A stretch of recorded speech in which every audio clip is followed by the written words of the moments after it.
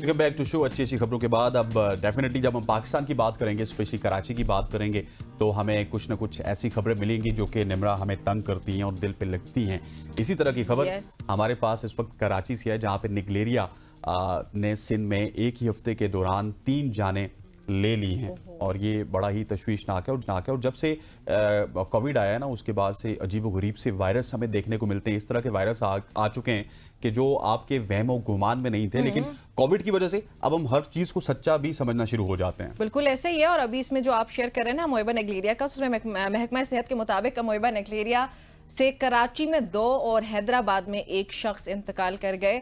Naegleria से पहला इंतकाल 5 जुलाई को कुरंगी कराची के रहायशी शख्स का हुआ था। उसके बाद जो मैंने आपसे जैसे कि शेयर किया कि हैदराबाद से भी रिपोर्ट हुआ 1 शख्स का, उनका इंतकाल हुआ। इसकी वजह से अब ये वायरस का जो फैलाव है मेरे ख्याल में अभी तक रिपोर्ट्स के मुताबिक बढ़ता चला जा रहा है। राइट जी हाँ, ऐसे है निमरा, और बिल्कुल ठीक आप कह रही है। इसी हवाले से हमारे साथ हमारे रिपोर्टर मौजूद हैं, राना कदीर साहब। Rana, thank you very much for joining us. हम आपको डिफरेंट टॉपिक्स पे डिफरेंट दिनों में तंग करते रहते हैं। सबसे पहले हमें बताइएगा कि निगलेरिया के हवाले से आपकी हुक्काम से बात हुई, क्या कुछ तफसीलात हैं और इसके रोकथाम के लिए क्या कर रही है कराची की इंतजामिया और सिंध गवर्नमेंट? अच्छा देखिए, ये नेगलेरिया के जो 3 केसेस हैं, इनमें एक तो हैदराबाद का है, 2 कराची के हैं। और ये पहले भी जो है काफी जो है सैकड़ों 100 के से ज्यादा जो है लोग नेगलेरिया का शिकार हो चुके हैं। ये जो तिब्बी माहिरीन है उनके मुताबिक ये जो है अमेबा होता है और ये जरासूमा जो है दिमाग में दाखिल होता है इंसान के, और उसके बाद और इंसान की मौत जो है वो वाक़ हो जाती है।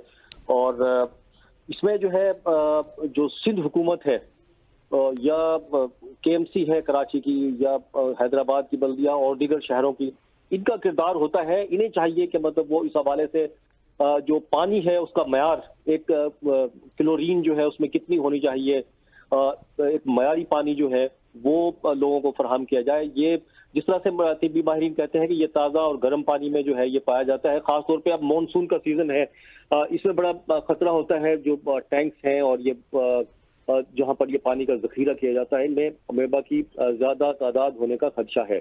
तो ऐसी सूरत हाल में लोगों को बड़े एहतियात की जरूरत है।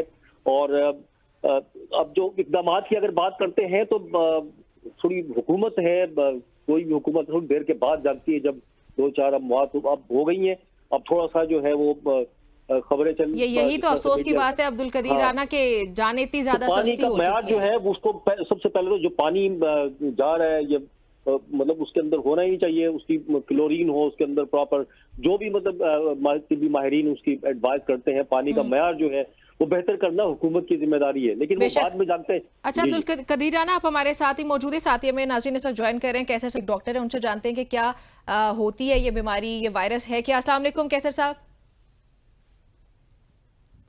कैसर साहब आप हमें सुन पा रहे हैं? वो हमें नहीं सुन पा रहे। कदीर आपकी तरफ ही आती हूँ, ये भी बताएं कि अभी तक की जो दीगर रिपोर्ट्स हैं, जो तफसीलात हैं आपके पास, ये जो खुदा न ख्वास्ता मजीद इसके कोई मरीज वगैरह तो एडमिट नहीं है ना इस वक्त? अभी तक तो जो है 3 का ही सामने आया है। और ये जो है इसमें अब जो है हुकूमत की तरफ से कहा जा रहा है कि एहतियाती तदाबीर जो है वो शहरी इख्तियार करें और ये करें।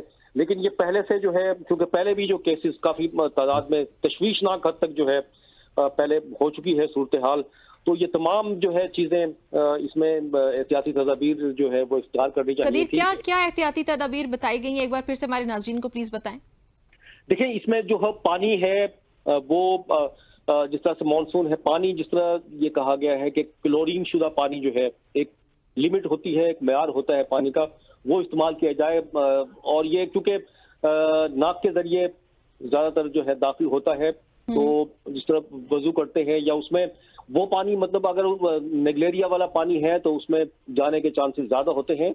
तो ये पानी की जिस तरह से इसको वो ही पानी हमेशा इस्तेमाल किया जाए जिसमें मतलब तमाम जरासीम से पाक हो। ये अच्छा राणा साहब, मुझे ये बताइएगा कि पानी का तो आपने पहले भी बता दिया था, गवर्नमेंट किस हद तक काम कर रही है? क्योंकि हमने देखा है कि सिंध गवर्नमेंट काफ़ी ज़्यादा जब अमवात हो जाती हैं या कोई हादसा हो जाता है उसके बाद हमें एक्टिव होती हुई नज़र आ रही है। इस केस में सिंध हुकूमत क्या कर रही है, वहाँ के हुकाम क्या कर रहे हैं, और स्पेशली ये जो डिपार्टमेंट है, हेल्थ डिपार्टमेंट है, उसकी कोई कारकर्दगी आपके सामने है?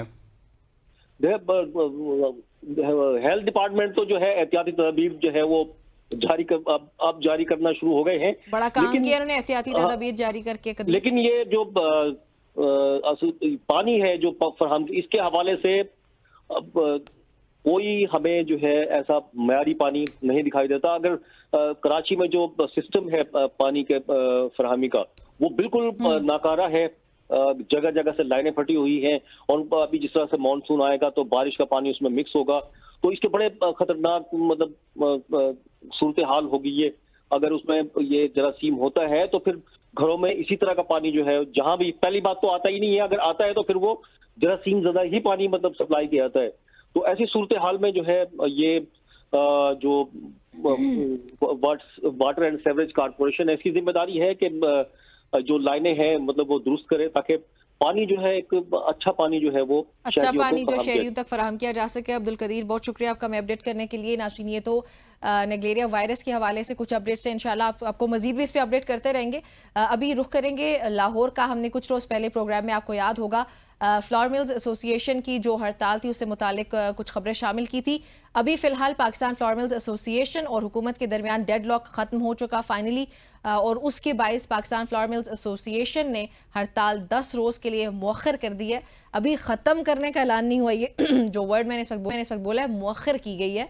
और ज़राए के मुताबिक हुकूमती कमेटी में शामिल चेयरमैन FBR, 4 वफाकी वज़राए आला और 4 वफाकी वज़रा ने फ्लोर मिल्स एसोसिएशन के नुमाइंदगान से मुलाकात की, और फ्लोर मिल्स एसोसिएशन ने विद होल्डिंग टैक्स के नफाज पर तहफ़्फ़ुज़ात से उनको आगाह किया, और कुछ जो बातचीत हुई उसके बाद फिर अभी ये डेडलॉक कुछ दिन। जी हाँ, चेयरमैन FBR ने फ्लोर मिल्स एसोसिएशन की जानिब से विद होल्डिंग टैक्स खत्म करने पर इत्तफाक किया, जिस पर पाकिस्तान फ्लोर मिल्स एसोसिएशन ने हड़ताल मौखर करने के लिए हुकूमत की बात मान ली। लेकिन जिस तरह निमरा ने पहले कहा कि ये हड़ताल मौखर हुई है 10 दिन के लिए, मुहर्रम गुजरने के बाद अगर इनके मुतालबात ना माने गए तो फिर बहुत ज़्यादा डिफ़िकल्टी हो सकती है। इसी हवाले से हमारे साथ मौजूद हैं लाहौर से हमारे नुमाइंदा शेख रशीद साहब। शेख साहब, thank you very much for joining us. हमें बताइएगा, फ्लोर मिल्स और हुकूमत के दरमियान जो मुज़ाकरात हुए, ये किस हद तक बात कोई बनती हुई आपको नज़र आ रही है, या फिर 10 दिन बाद हमें जो पहले हड़ताल देखने को मिल रही थी उसी तरह हम फिर फ्लोर मिल्स एसोसिएशन की हड़ताल देखेंगे?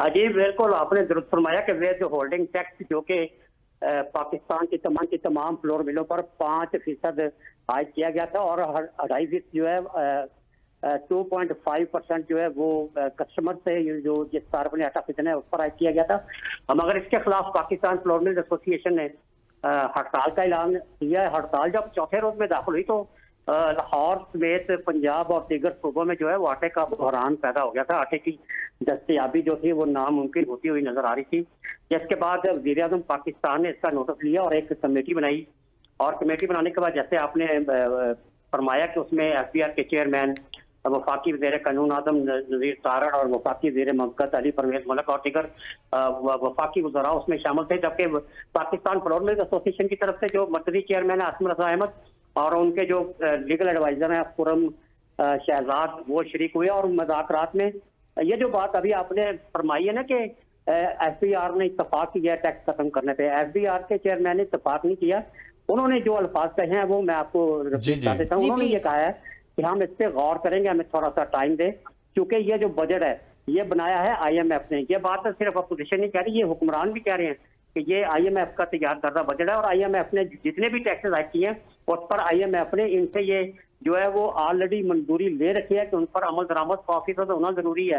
इसलिए ये जो बात है ना कि FBR के चेयरमैन ने ये खत्म करने की बात की है, खत्म करने की बात नहीं की। उन्होंने ये कहा है कि हम इस पर गौर करेंगे, लेकिन हमें 10 रोज का वक्त दे दें, जिस पर मरकजी चेयरमैन आसिम रज़ा अहमद ने उनसे इत्तफाक किया और उनको 10 रोज का वक्त दे दिया। अब दोबारा मुज़ाकरात जो है वो 23 जुलाई को होने जा रहे हैं। पाकिस्तान फ्लोर मिल्स एसोसिएशन और वज़ीर आज़म की मुकर्रर करदा जो कमेटी है जिसमें वफाकी वज़रा हैं, FBR के चेयरमैन है, 23 जुलाई को इसका फैसला होगा कि वो विद होल्डिंग टैक्स खत्म कर रहे हैं या नहीं कर रहे। पाकिस्तान फ्लोर मिल्स एसोसिएशन में चुके 1500 से ज्यादा फ्लोर मिले हैं चारों सूबों में, जिन्होंने ये मैसेज थैंक यू किया वेरी है, मच। ये शेख पैगाम साहब दिया हमारे साथ मौजूद थे, जो कि फ्लोर मिल एसोसिएशन के बता रहे थे कि फ्लोर मिल का और जो गवर्नमेंट के मुज़ाकरात हैं वो हो रहे हैं, लेकिन निम्रा बहुत सारी पाकिस्तान में खराब खबरें आ रही हैं। इसी तरह की हड़ताल के हवाले से खबरें हमने पहले देखा, फ्लोर मिल से पहले हो जाती है पेट्रोल एसोसिएशन की, और उसके बाद अब होजरी जो है वो भी इस तरह की चीज़ें हमें टेक्सटाइल मिल्स के हवाले से बात की जा रही है, वाले जो है गुड्स के वो हवाले भी से हम हड़ताल पे जा रहे हैं। एग्जैक्टली देखें, आपने जब तक अपनी इंडस्ट्री को टेबल पे नहीं बैठाना, इंडस्ट्री के साथ मुज़ाकरात करके विद होल्डिंग टैक्स लगाइए या फिर कोई और टैक्स लगाइए, लेकिन उनको पहले आप कॉन्फिडेंस में तो लें। हमारे यहाँ होता ये है कि हर बजट में हम नया टैक्स लगा देते हैं और उसके बाद एहतजाज की कॉल्स आती हैं। यार हर एसोसिएशन का प्रेसिडेंट है निम्रा आपके पास, हर टेक्सटाइल मिल का या फिर फ्लोर मिल्स का प्रेसिडेंट होता है, उसको पहले बुला के डिस्कस तो कर लिया करें कि विथहोल्डिंग टैक्स हसनैन चलें, एक तरफ आप लगा रहे विथहोल्डिंग टैक्स एक अलग साइड पे आ जाता है, लेकिन आप साथ अवाम को रिलीफ भी तो देना, आपने अवाम को रिलीफ भी नहीं देना है। आप हर दूसरे रोज आप ये कहते हैं IMF के साथ हमारा आखिरी मुआहदा है, लेकिन अनफॉर्चुनेटली वो आखिरी मुआहदा नहीं है। तो अभी 3 साल के लिए मजीद हम एक और नए मुआहदे की तरफ दाखिल हो चुके हैं, हमने वो मुआहदा कर भी लिया, उसकी बातचीत सब चल रही है। अब वो आप हर मुआहदे पे ये कहते हैं कि ये मुआहदा हो जाए, प्लीज दुआ करें क्योंकि हमारे हालात बेहतर हो जाएंगे, लेकिन कर्ज लेके कभी किसी के हालात बेहतर हुए ये सोचने की बात है। और ये हमारी हुकूमत को, हमारी आवाम को बेवकूफ बनाना आप छोड़ देना चाहिए, ये बता के कि आप ये इसके लिए दुआ किया करें, और जब ये हमें मिल जाता है हमें अल्हम्दुलिल्लाह नहीं कहना चाहिए, अस्तगफिरुल्लाह कहना चाहिए। जो हमारे हालात हैं अब मजीद आप सोचे 3 साल के लिए मजीद आवाम को पागल कर IMF दिया की बात की ना, IMF भी कभी हमें ये नहीं कहता कि आप अन्यवा टैक्स लगा दें, वो भी यही कहता है कि आप वहां पे बैठें, पूछें, उनके साथ मुज़ाकरात करें, और फिर IMF जो हमें $7 अरब देता है या $3 अरब देता है, वो प्रोडक्टिव वे में उसको हमने यूटिलाइज करना होता है। हमारे यहाँ होता क्या है, हमने वहां से अरबों डॉलर लेने होते हैं, नहीं करप्शन नहीं, मैं आपको बता देता हूँ ना, हमने अरबों डॉलर लेने होते हैं, करप्शन बाद में होती है। करप्शन के वेज है ना, देखें अरबों डॉलर जब लेते हैं उसके बाद ब्रिज बना दिया, ब्रिज अपने कॉन्ट्रैक्टर को दे दिया, रोड बना दी, रोड अपने कॉन्ट्रैक्टर को दे दी, कोई पार्क बना दिया वो अपने कॉन्ट्रैक्टर को दे दिया, फिर कोई सोलर पैनल आपने बिछा दिए वो अपने कॉन्ट्रैक्टर को दे दिए। सो अपने कॉन्ट्रैक्टर को दे के बेसिकली वहां से जाके करप्शन होती है।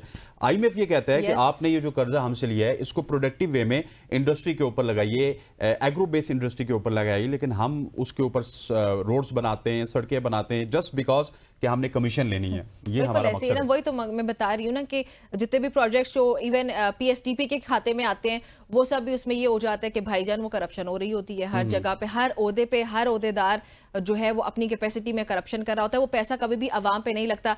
बिलफर्ज ये कर्ज का पैसा ही, जैसे हसनैन ने कहा ना, ये कर्ज का पैसा ही अगर आप अवाम पे लगाना शुरू कर दें तो हालात काफी हद तक बेहतर हो सकते हैं। अवाम पे लगता नहीं है ना पैसा, मसला ये है कि बस सिर्फ कर्ज लेके आप फिर अवाम को कह देते हैं कि भाई हम पे कर्ज बहुत ज्यादा है इसलिए हम मजबूर है, हमारे पास कोई हल नहीं रहा टैक्स लगाने का। तो अवाम से टैक्स लगा के उसको मारते भी हैं, उसे वसूल भी करते हैं, और वहां से भी आप वसूल कर रही होती हैं हमारी हुकूमतें, और वो अवाम पे पैसा लगता नहीं, और इस तरह डूबते चले जा रहे हैं। 76 years, it's been 76 years now। हड़ताल पे हड़ताल आपको सिर्फ आज से नहीं, ये जब से मैं पैदा हुआ हूं तो हमें पता चला कि ये हड़ताल हो रही है, ये हड़ताल हो रही है। बेसिकली गवर्नमेंट की अपने इदारों के साथ कोई कोऑर्डिनेशन ही नहीं है, अपनी जो भी बिजनेस है उसके साथ कोई कोऑर्डिनेशन ही नहीं है। आप दुनिया में देखिए तो वहाँ पे रेट लिस्ट जारी होती है, फिर हर जो एसोसिएशन है, जो इंडस्ट्रियल एसोसिएशन है या फिर फ्लोर मिल्स की है, उसके साथ गवर्नमेंट जाके बैठती है, उनकी गुजारिशात सुनती है, उसके बाद बजट आता है या फिर व्हाट्सएवर जो भी उनको करना पड़ता है। लेकिन हमारे यहाँ उल्टी गंगा बहती है जी, IMF ने कह दिया इस वजह से आपके ऊपर टैक्सेस लगाएंगे, लेकिन वहां से जो डॉलर आएंगे ना उससे ये ब्रिज बनेगा, ये रोड बनेगी,